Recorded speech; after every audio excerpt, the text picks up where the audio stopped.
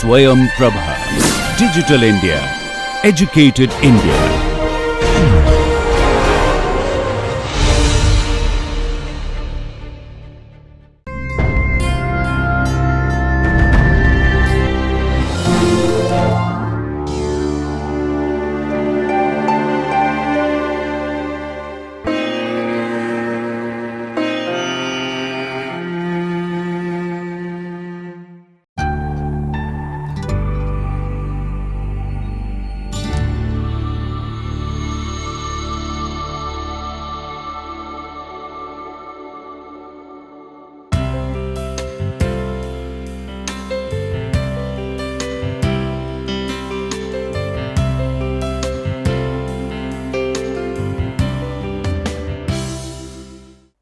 Hello everyone, welcome to this course. I am Akhilesh Kumar Misra, Assistant Professor in the Department of Physics at IIT Roorkee. The title of this course is Applied Optics.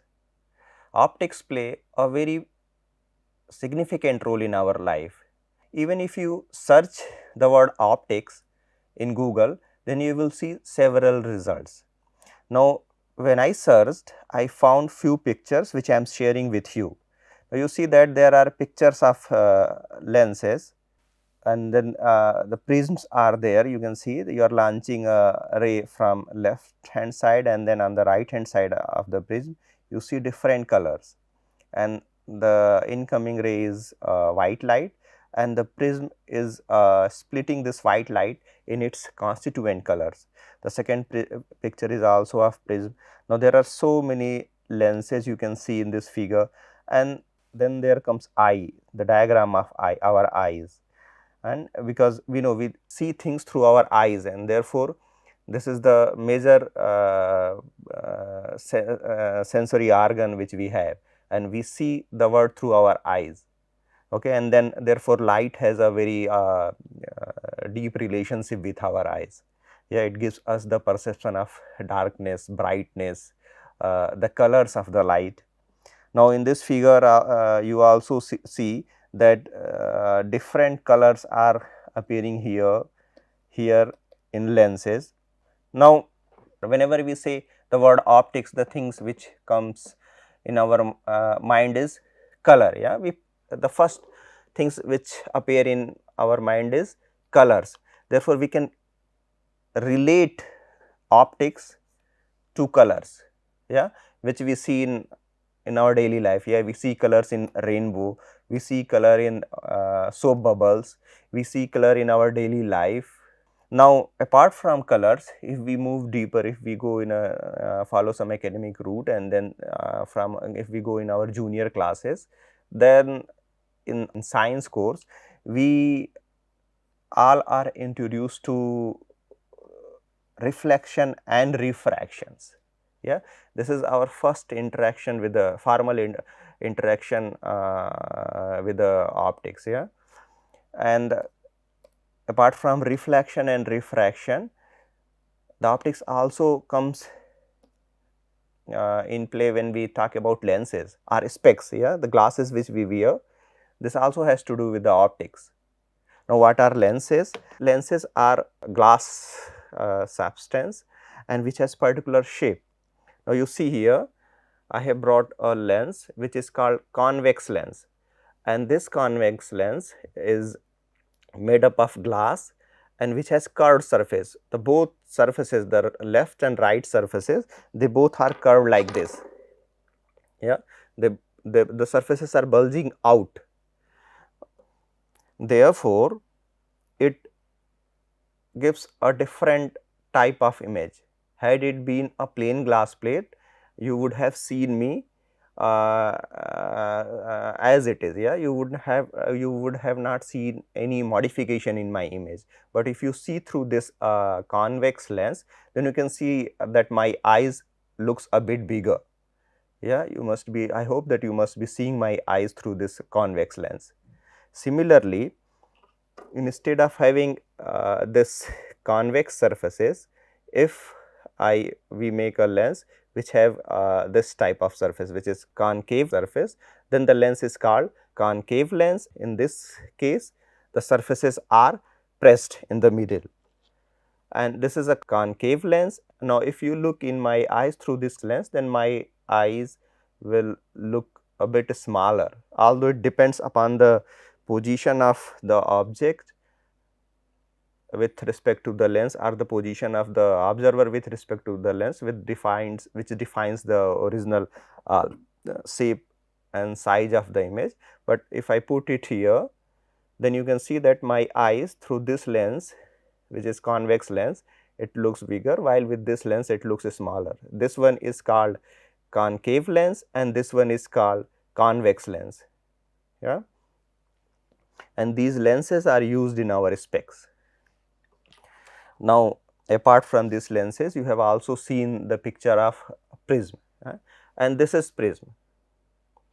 Now, you see that it is a three-dimensional triangle. You draw a triangle on a paper and then stretch it out, okay, then it will form a prism, and you see that this surface of the prism is not transparent, and this is called base of the prism. We put prism like this, and then if you launch a white light on this interface, then from this face we will see different colors of light coming out of. Now, here you launch white light and here you will see a range of colors coming out of, yeah, out of this face. Now, you must have seen mirage also, okay. In deserts we see mirage, it is also an optical phenomena, and therefore we whenever we see it, we can relate it with the optics. Now, in our junior classes we also study blueness or redness of sky. This is also explained through optics. Yeah, these are the phenomena which we observe in our daily life, and then understand optics. We can understand optics through these phenomena. Yeah, colored soap bubbles we have already talked about. Yeah, this there is a phenomena called interference, which we will devote few lectures on, and due to this interference, this thin films look colored. Yeah, and bubble is made up of thin film, and it give different colors. Yeah, you see different colors floating on the surface of the bubble. This is due to the interference. Now, a parameter which plays a major role in all these phenomena is called refractive index. We will talk about refractive index also in a greater detail in this course, but this is through this words or through these phenomena we can perceive what optics is. Okay. Now, we will go much deeper with the progress of the course and try to understand different phenomena in a greater detail. Now, I have shown you this pictures of this convex lens and concave lens. In your junior classes, you must have seen that when we draw a convex lens, this is called convex lens.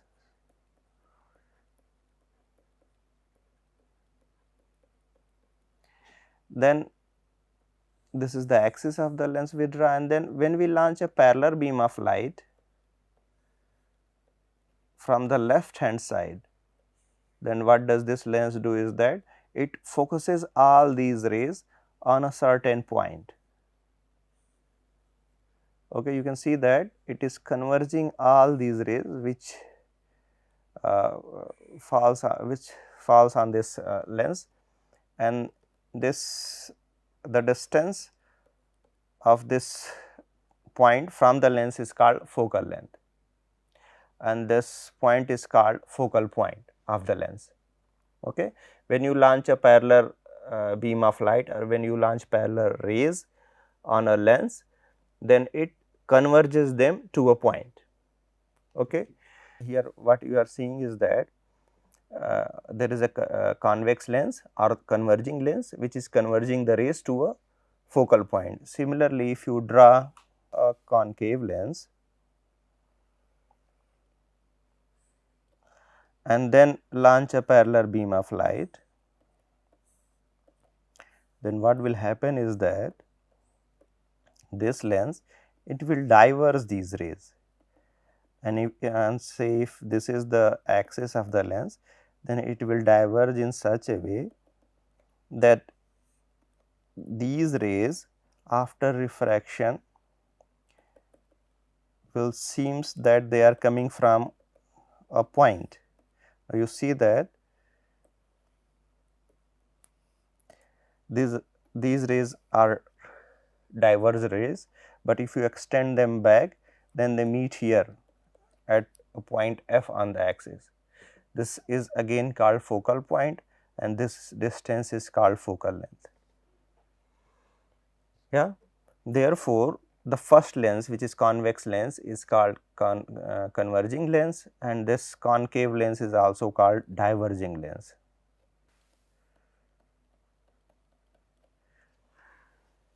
Yeah. Now, how to explain why does this lens converges or diverges? Now, to understand this, what people do is that they split lens in smaller prisms. Yeah, these dashed lines, they are splitting the lens in smaller prisms. Now, suppose a ray is launched in this direction. Now, this is a prism. What will it do? It will bend the light towards its base, because we know that a prism, what does it do is that when we launch light, then it refracts, okay, and this dashed line is perpendicular to the point of incidence. Now, this after refraction, the ray within the prism falls on the second interface. Here too we draw a perpendicular, and then again exercise Snell's law, and then this is how the refracted ray look like. Yeah, and this ray which is coming out of the prism, it is bent towards the base of the prism, and similar things happen here in the lens. In this first prism, the ray falls and then it get bent. Similarly, the second ray, it falls on the second prism and it also get bent. Okay, and this is how all the ray get focused on a same point, and this is why this convex lens is also called converging lens. Okay. In case of convex lens, in case of concave lens, the prisms are inverted. Yeah, their base is on top and the vertex is downward, and therefore, the bending is up in upward direction, and therefore, the rays get diverged. Now, these explanations, they fall in the category of ray optics. Why? Because we only talks about rays, and how do we represent a ray? We draw a line with an arrow. Okay, the direction of arrow tells about the propagation direction. Okay, and this line is called a ray. Okay, while defining a ray, we neglect the finiteness of wavelength.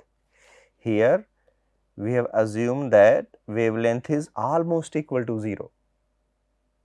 Okay, and this can be assumed in cases where all the optical instruments are very large as compared to wavelength, and we know the lenses like these, they are very big as compared to the optical wavelength. Optical wavelength varies from 400 to around 750 nanometer, and as compared to those wavelengths, these lenses, the dimension of these lenses are very huge. Therefore, we can safely neglect the finiteness of wavelength. We can assume that wavelength is almost equal to 0, and there we can define ray. Okay, there we can explain things through the concept of rays, and the phenomena of optics which can be defined through ray diagram, through ray tracing, it falls in the category of ray optics. okay. But there are certain phenomena which cannot be defined or which cannot be explained through ray optics, and therefore people researched more and they came up with wave theory or wave optics. Okay. What is wave optics now? In wave optics, what people do is that instead of drawing this straight line, they consider waves for representing this light.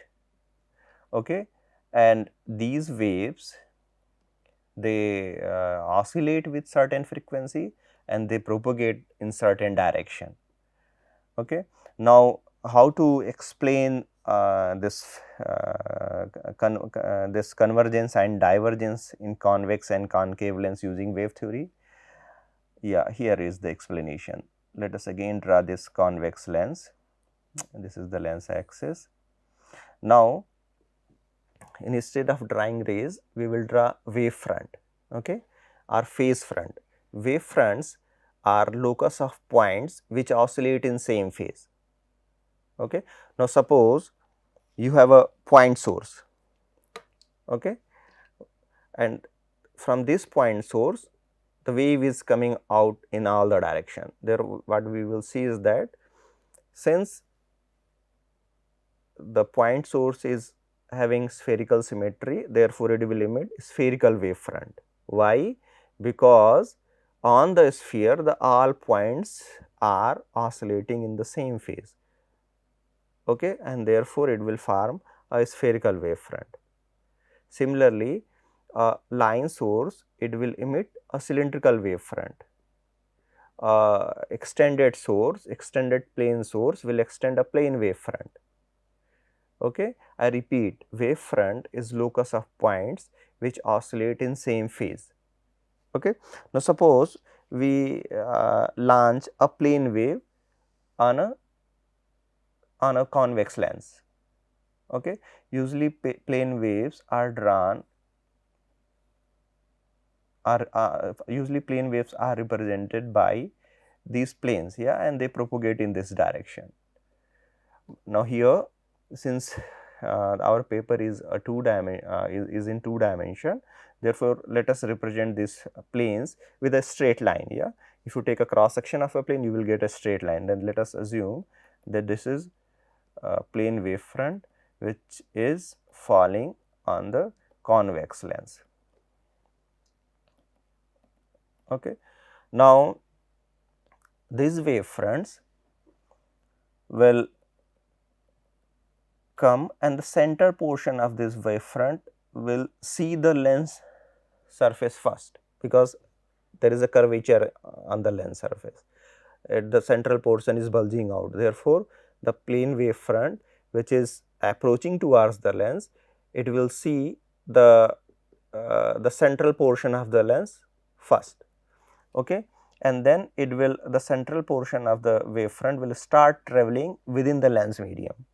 Okay. While the extremities of the wave front will see the medium of the lens a bit later. In addition, the central portion of the lens is thicker as compared to the extremities. Okay. And this is why the central portion of the wave front will see more lens material as compared to the wings or edges of the wave front. Okay. And we know that the lens is kept in air and lens is made up of glass which has a refractive index which is larger than that of the air. Okay. You know that refractive index n is defined by c by v, yeah, where c is the speed of light in vacuum while v is the speed of light in the medium. Now, you know that n for the glass is larger than that of air.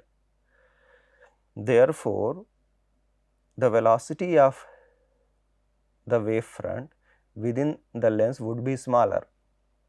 Since central part of the wave front is staying for longer duration within the lens, therefore, it would be delayed as compared to the extremity of the wavefront, and therefore, this the central part, this part it would be delayed and this part will be ahead in time.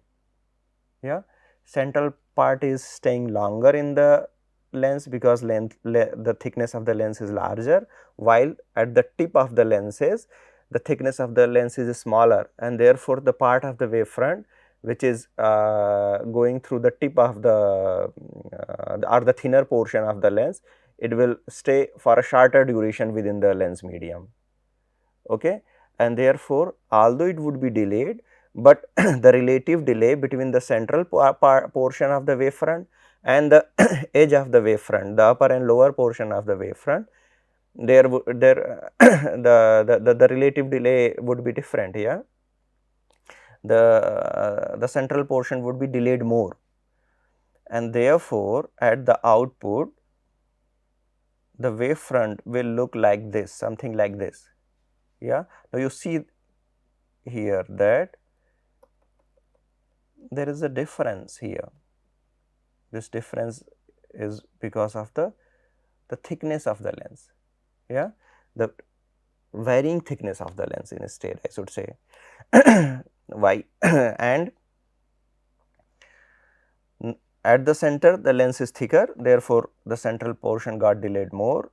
At the extremities the lens is a bit thinner, therefore, the delay is less at the extremity of the wavefront. At the top and bottom portion of the wavefront are less delayed as compared to the central portion, and this is why we see this type of curvature at the output in the wavefront. Now, due to this curvature, the wavefront propagates and get focused here, and this is the same distance as was observed in the ray theory description here in the leftmost figure. Okay, and this point is called your focal point.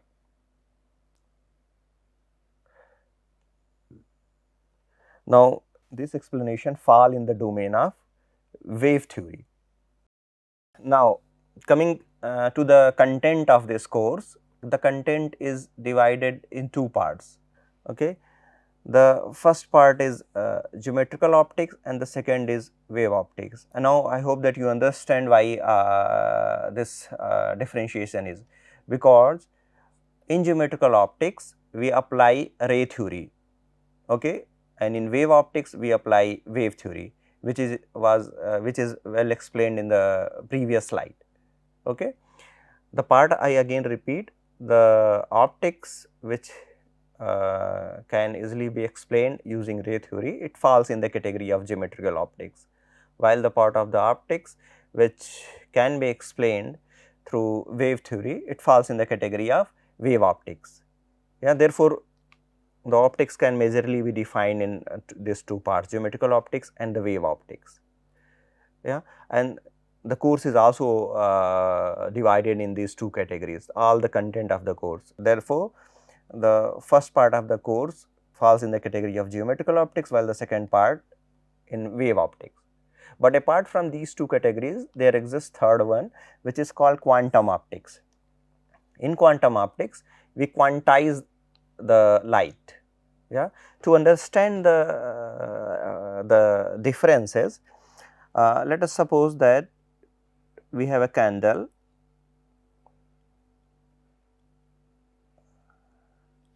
Okay. Now, if you want to understand the emission of light in this through this candle, then there are several ways. The first way or the first method is this geometrical optics, and in geometrical optics, if you want to understand the emission of light from the candle, then just draw these rays. Yeah. Then in geometrical optics, the emission of light from the candle can be understood through these ray picture. Okay, there is a candle and the candle is emitting light rays. Okay, and this such a description falls again in the category of geometrical optics. Okay. And while in the wave optics, we know that a wave is nothing but a disturbance, and if we hold a rope and start waving our hand up and down, then it will create a sinusoidal like pattern, and this is the typical representation for a wave. A sinusoidal pattern is the typical representation of a wave, but generally any disturbance can be defined like a wave. Okay.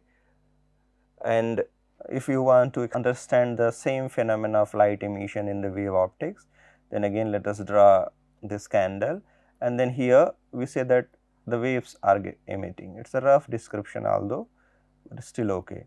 Yeah. The emission here is explained through this wave picture, which is nothing but a wavy line. Okay, but what about quantum optics? As I said, in quantum optics we discretize the light. It means the light is no more continuous. You cannot draw a continuous line, be it a straight or a wavy. Okay. Therefore, in this description we can draw this broken line.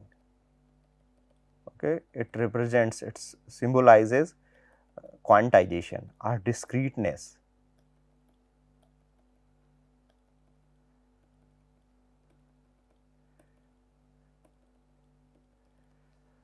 Okay. But the course applied optics, it covers only geometrical optics and wave optics. Okay. We will not discuss quantum optics in this course.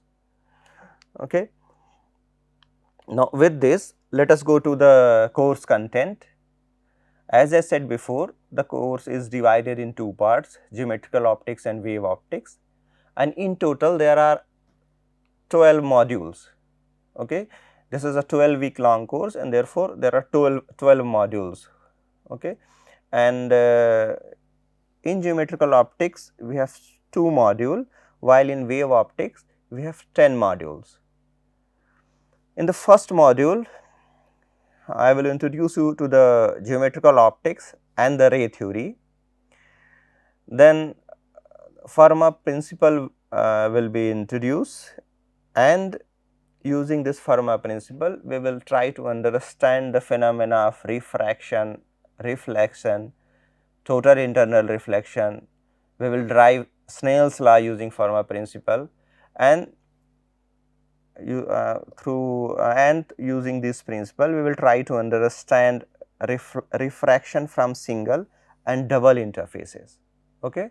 We will take curved interfaces, and on these curved interfaces we will launch rays, and we will try to understand its refraction.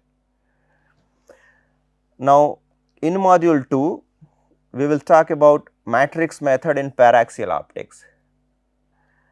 Then we will derive the lens formula for thick and thin lenses. We will also derive the expression for the focal length for both thick and thin lenses. And thereafter principal planes would be introduced, wherein we will talk about unit planes and nodal planes, and at last we will study a system of thin lenses, wherein we will put, instead of one, we will analyze 2 lenses when they are placed together with a certain separation between them, and in this topic we will also derive a focal length for this combination of the lens system. After this we will move to the wave optics part, wherein first of all we will be introduced to the concept of wavefront. Then we will talk about Huygens principle and its application, which would be followed by superposition principle and introduction to the polarization. Yeah. And in polarization we will talk about linearly polarized light, circularly polarized light, and elliptically polarized light. In module 4, interference would be introduced, wherein we will talk about the famous historical Young's double slit experiment, and in Young's double slit experiment we will also learn the role of polarized light. Yeah, what role polarization plays, how would it affect the fringes, of fringe formation, fringe visibility, this all would be discussed in module 4. Apart from this, we will also learn interference with the white light.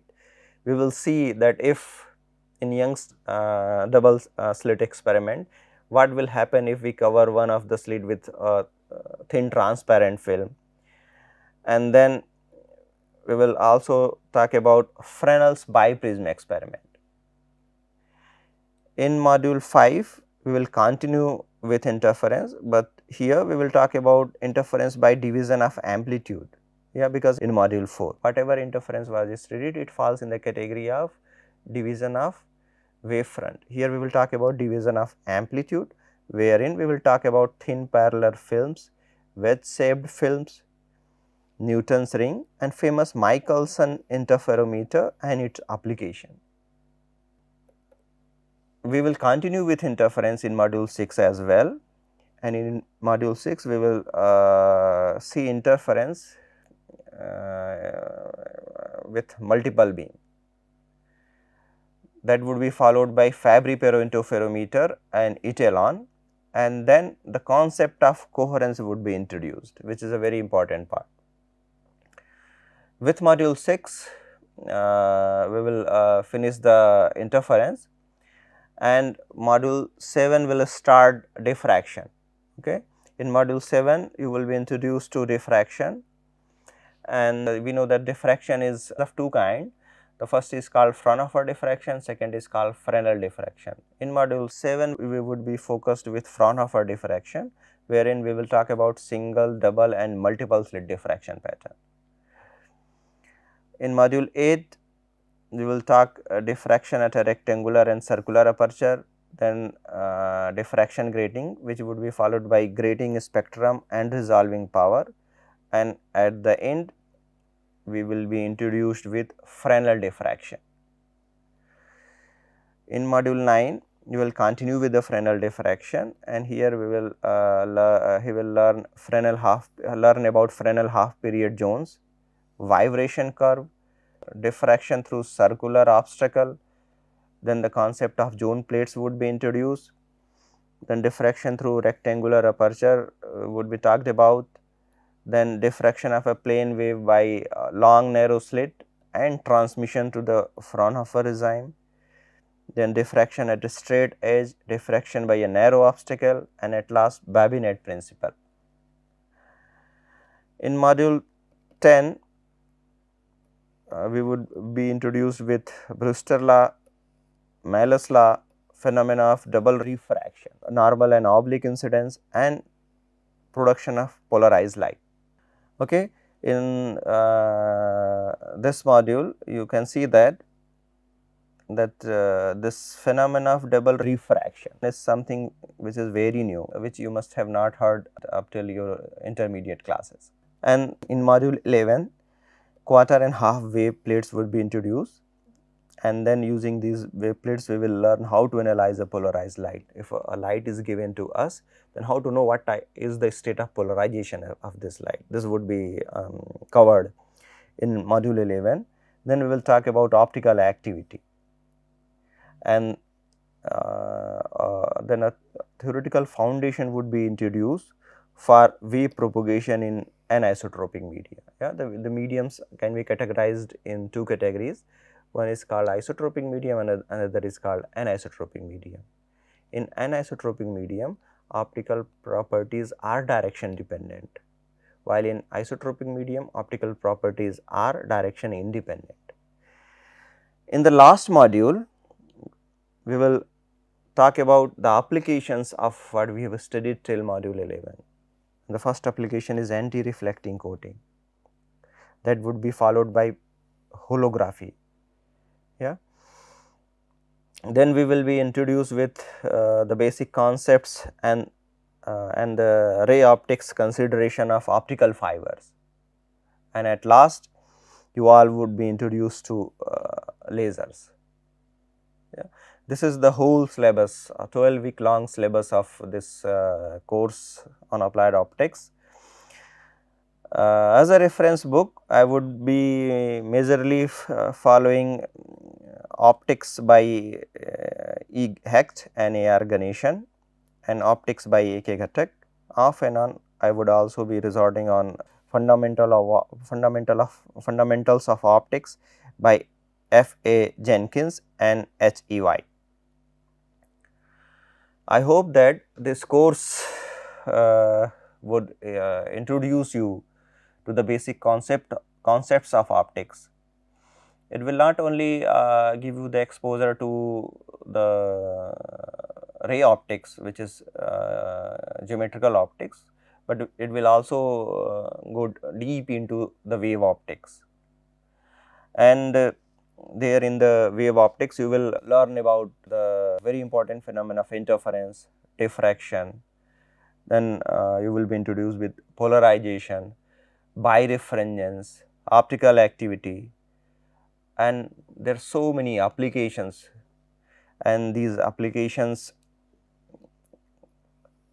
and these applications are important not only to the scientists but also for the engineers. Yeah, in addition to these, a very